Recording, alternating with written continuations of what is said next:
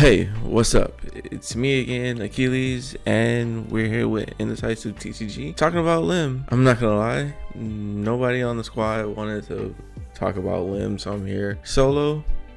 So let's get right into it. Lim, a green purple leader with 4 life, 5,000 power, and the Odyssey trait. Your character's interplay is rested. Active main, once per turn, you may rest 3 of your Don, set up to 1 of your Don from your Don deck as rested, then play a 5 cost or lower Odyssey type card from your hand. So let's talk about the elephant in the room. Your character's interplay as rested. So that line alone makes this card seem like the worst leader in the game. And I'm not gonna lie, that makes it hard for you to play with her, because as soon as you play a card is rested, if it's a low cost, there's nothing that can protect it.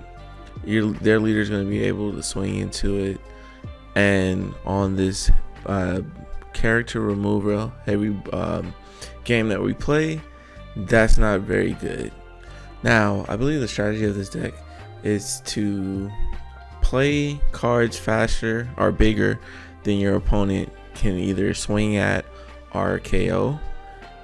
Doing that may be able, and also put out some blockers that have special effects that either restand themselves, is going to be the strategy of the deck. Being able to either play more characters than your guys can pop, or play something bigger than what your opponent can swing into. Being able on your second turn to play a 5 cost character will be hard for them to swing into. I believe that's the strategy that they're trying to go for. Playing bigger characters are swarming the board more than what they can pop, so at least on the next turn you're well established and you have more dons, so you're able to play more characters, bigger characters. And we'll go into that later with a breakdown, but here's the alt art. I'm not too big of a fan of that art, just because I want to say mainly because I don't know the character, and also it's that in close photo, so it doesn't really sell me. But you guys down below, let me know how y'all feel about this art. So let's go ahead and go into the breakdown. So after doing this actual breakdown on the dons that you get and your opponent's dons, which I have on the side 2, 4, 6, 8, when you're going first, you only have 1 don, which most leaders, they can't really do much with that 1 don. It really comes down to that next turn where you have 3 don. You're able to cheat out a character that's 5 cost, 6,000 power, and then your opponent, who only has 4 don, what can they honestly do to get rid of that 5/6? Now, of course, if they have a Brook and Ice Age, they can get rid of your card. But besides that, I mean, I don't play black. Maybe black players can think of a whole bunch of different ways that they can KO a card, but I feel like it takes a lot of resources for them to get rid of that 5/6. And then them swinging into that 6k power leader, they only have 4 don, so effectively, if they don't swing using 2 of their don, they'll use 2 don, you can still counter out with 1 card. Then what else can they do? What can they establish board with? Maybe a brand new, and this is all thinking about black. Yellow, not many cards they can do with 4 don. They don't have a Gadasu. So just putting that into perspective, most likely that card lives. Then you go into your next don turn where you're gonna have 6 don. You're able to play another character for 5 cost or lower, and then you have another 3 don to play another character. So now you're establishing potentially 3 bodies, and you're getting your effects. And then they only have 6 Dawn to respond. Even if they play Lucci, that's 4 Dawn that they'll have to use, leaving them 2 Dawn for reduction. Yes, they have field card and maybe Lucci's effect, but if you're getting my drift, you're seeing how tough it is for them to actually pop these cards, and for you to Lim being able to kind of outpace how they pop is what I believe this deck is meant to be. So looking into that, their 8 Dawn turn, your 9 Dawn turn, they're gonna want to play Gecko. But if you're playing a 9 and then a 5 or less, then when they play the Gecko, it's gonna be really hard for them to clear your field. And I'll talk more about that 9 drop once we get into like the individual cards. But now let's go into the 2 Dawn turn, or if you go second. So it's very similar. If you're going second, you have 2 cards, so you just play it normally, probably pass, go into their turn. That's where it gets spicy. That's where you can cheat out a 5-cost character and maybe swing at life with the extra Dawn. Now, unlike going first, your opponent will have 5 Dawn. So it'll be a little bit easier for like the black decks to get rid of that 5-cost character, but for like the other matchups, yellow and things like that, it'll be rough for them to actually get rid of that card. Now the next turn, assuming they wiped your board, or if they didn't wipe your board, it's even better for you. But you're able to play out 2 characters, one a 5-cost and one a 4-cost, and again, it's just such high numbers for you to be cheating out so early that it's hard for them to catch up. They won't be getting Gecko Moria on the next turn. Now going into your 4th turn, you'll have 10 Dawn. You'll be in a really good position. You can play that 9 drop that I was telling you about that lets you refresh 3 Dawn and play out another 5-cost, and they'll have a Gecko, but it won't be enough. Now let's start talking about the cards. These are the game exclusive cards, so you won't be able to get these cards unless you buy this game. And if you want a full playset, you'll have to buy this game 4 times, making these cards kind of expensive. But Lim, she's a blocker at the end of your turn.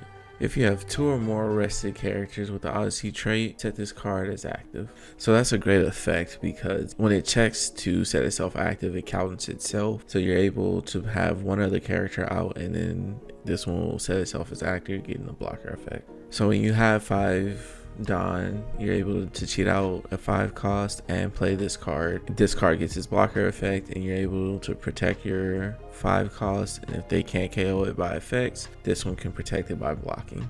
Then we'll look at his next card, Audio.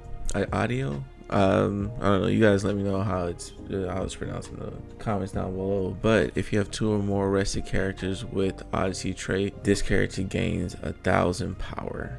Now, I wasn't sold on its effect, but it's a 2k counter, it's a 4-cost and 5,000 power. It is pretty great. The one good thing about this card is if you already have a card rested and you attack with it, then it gets that 1,000 bonus because it checks itself just like the other card. But also on your opponent's turn, because this is a constantly checking card, it'll have a plus 1,000. Now if they kill and they leave him by himself, then he goes back to a 5,000 power card. But it's just good to know that you have a 2k that is kind of playable in certain circumstances. Now let's look at our next card, and it's the boss monster of this deck, the big guy, Adeo. I just want to call him that, so if it's wrong, it's wrong. But he's a green character, 9-cost, 9,000 power, special attribute, Odyssey type. On play, if you have a leader that has the Odyssey type, set up to 3 of your Dawn cards as active. When attacking, once per turn, you may rest 1 Dawn up to one of your leaders or characters gain power of 2,000. Now, this is a really good card because, yeah, it sets 3 Dawn active, which means you can get a 5-cost out, and you'll have a 9 and a 5-cost in 1 turn. Not only that, but it gives you basically a free 2k counter, and for them to attack into you, they have to think about that. The only downside to this is you do have to rest 1 Don, so this is probably better for when you're going second and you have 10 Don. You leave 1 Don open and you're able to do that. But overall, this is a good boss monster and it synergizes with the leader very well. Now we're looking at the other SR of the set, and this is Lim, a 3 cost, 5000 power Odyssey. On play, look at the top 5 of your deck, reveal up to 1 Odyssey type and put it in your hand, then place the rest at the bottom in any order. At the end of the turn, if you have 3 or more rested cards in play, set this card as active. Now this is one of the really good searchers because it can search itself, so in this deck it doesn't seem like you'll ever miss. Now the thing that you have to be careful about, now if you remember the other Limb, she said if you have 2 or more rested characters, and this one says if you have 3 or more rested characters, set this as active. So you just have to be careful on if you have those characters out to set this one as active first, then your 2 blocker that has a restriction of 2 or more as active, and then you're able to get the full effect of them. If you do them in any other order, it messes it up and you won't be able to set this character as active. It looks like both the SRs of this set is pretty good. This is also a good choice. So once you cheat out a character, you have 3 extra Don. This is another solid card to play with it. Now we're looking at Sakazuki, 6 cost, 7000 power, Odyssey, Navy. On play, if you have 2 or more rested characters in play, KO up to one of your opponent's 5 cost or lower. Now this is a really good card. All you need is 1 other character in play, and since it comes out rested, it'll meet this criteria for you to KO a 5 or less, which is a really good target. It has really good target, just like the black Sakazuki. I believe he's a 6 cost, but you don't have to trash a card. So I can actually see this being played in other decks as well outside of this Odyssey package. Leaders like Perona would actually love a card like this because they can rest a card, and then you can play this, and whatever it rested, you can KO. And this is another alternative card to play on your 9 Don turn. If you don't see your boss monster, you'll play a card out for 3, which would cost 5. And then play this one out, and if that card has a resting effect, even better, you'll have 2 cards out and you can KO. Next, I want to talk about another card that could be played very well in this deck and in a different deck. It's Don Flamingo, 5 cost, 6000 power, Odyssey, 7 warlords, 1000 counter, blocker. At the end of your turn, if you have 2 or more rested characters in play, set this card as active. Now this is another great blocker. You cheat him out for 3 cost, and if you have another character besides him, you get to set him as active.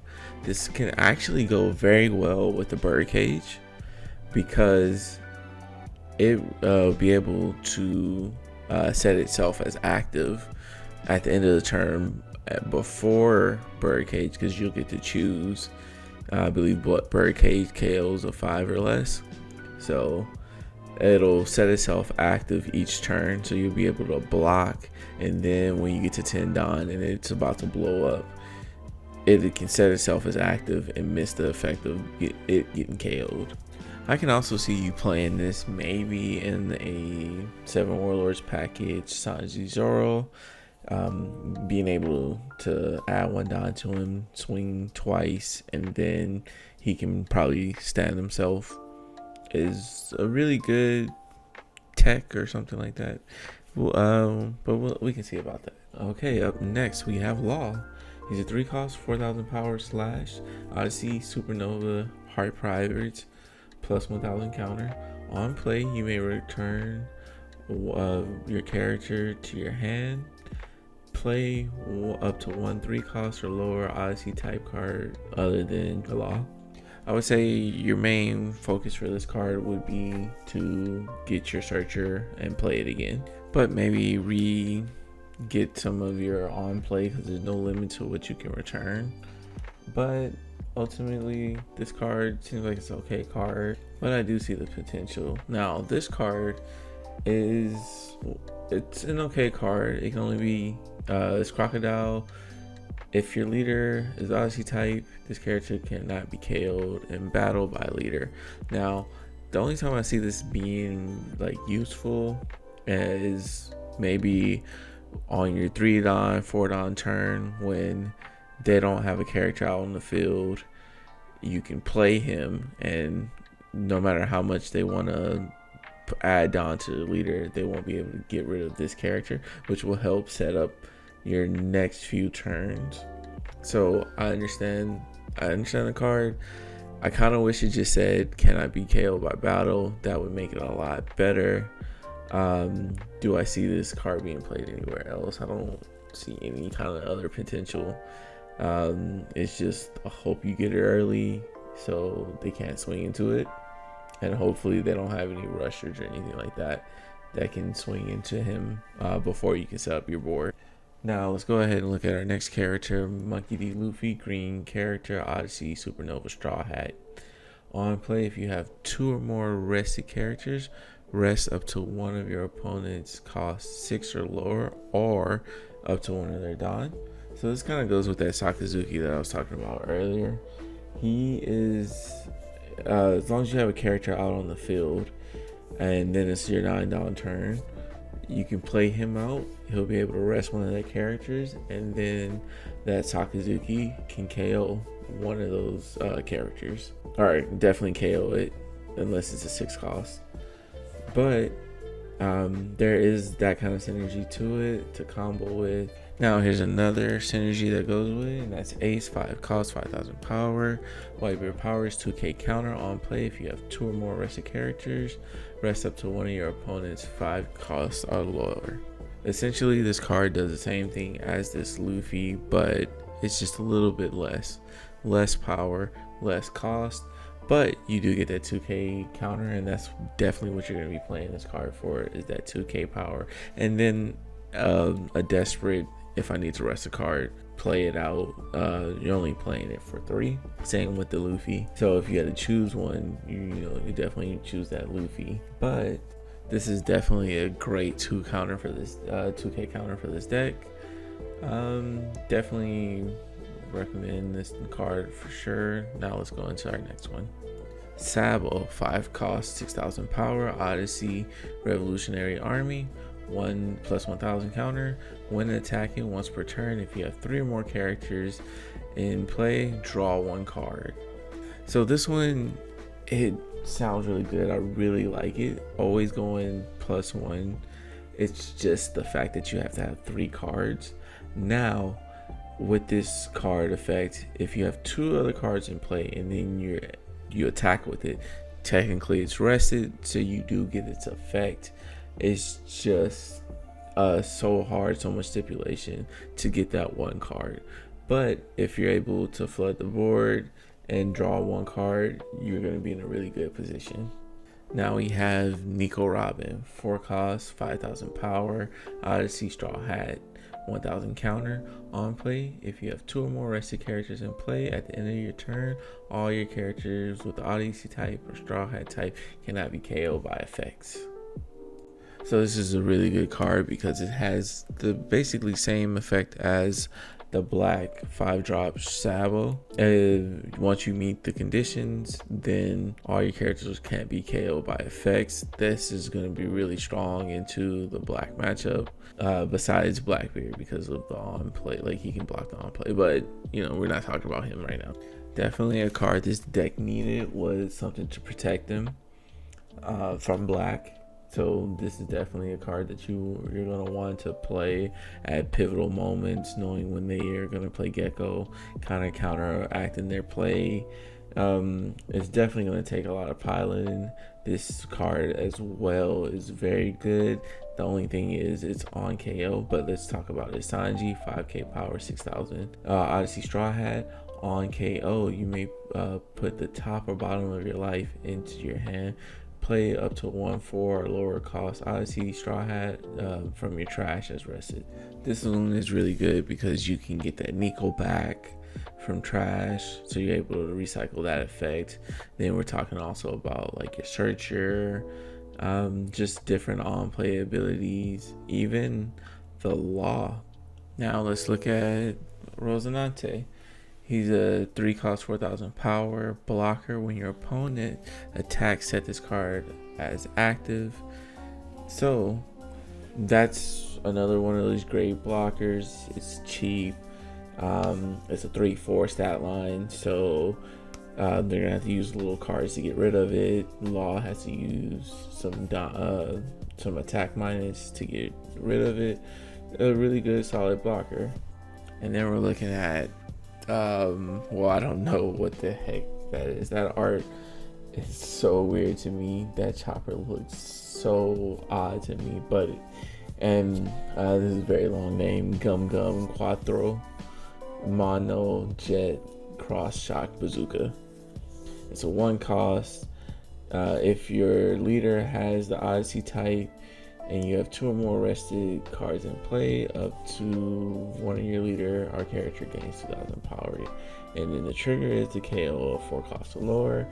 I mean, I'm not sold on the card. It does need your cards to be rested, and I think your cards will be rested, so I guess that's not too bad. I just kind of wish it was a 3k plus or a 4k, because of the stipulations that it's putting on. And your leader also is leader locked as well, so it should have been a 3,000 4,000 power counter, just because it really helped that deck out. Now we're looking at Thunder Lance Flip Pound Phoenix Shot. Definitely, I think they're definitely gonna change these names when it comes to the English version. The art does look a little better to me, but it's an active main. If you have 2 or more rested players, KO one of the opponent's 4 costs or lower. Then the trigger is to rest one of your opponent's 4 costs or lower. Just the cost on this, and the fact that, yeah, again, you need 2 rested characters, which is not a lot, but you are using 3 Dawn to do it. Just wish that it was like 6 costs at least. If it KO'd to 6 costs, this would be warranted in running. But I think that's it. That's my opinion on the deck. It's definitely not as bad as I think it is. I think you'll be able to cheat out a good amount of cards, and that might be strong enough to make it actually able to play. But let me know what you guys think about this leader. I didn't run any other cards because I felt like this one was like a strict have to put in all the Odyssey cards. I felt like Bond Clay and other cards kind of didn't fit into here. I mean, of course, Black Maria may be a good card to be played in here. I don't think you need it, and I think she ramps well enough on her own. Just the fact that she gets the ramp for free and play a card. So I think, yeah, it's a really tight list for the Odyssey characters, but there are tons of things. Adeo brings a lot to the deck, and this is definitely, I think, a sleeper deck, and because I think a lot of people have this in like F tier, and I know it's not an F tier deck. I feel like it's at least a B to C tier deck. But let me know what you think. Let me know if my opinion changed your or going through all these cards, if that changed your mind on the deck, or if you thought this deck was really good and you think yeah, just let me know down below. Till then, I'm out.